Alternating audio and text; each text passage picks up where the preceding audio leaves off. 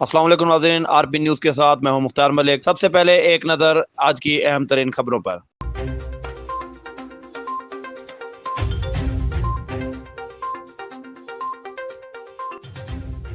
جامپور تھانہ سٹی کی حدود میں ایف ایس سی کی طالبہ کو فائرنگ کر کے قتل کر دیا گیا ہے۔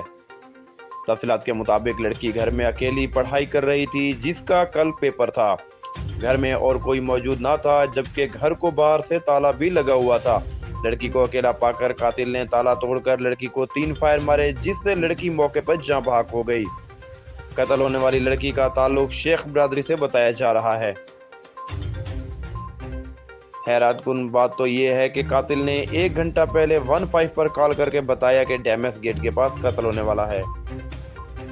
پولیس مصروف تفتیش ہے، جبکہ لڑکی کی نعش کو پوسٹ مارٹم کے لیے THQ اسپتال منتقل کر دیا گیا ہے۔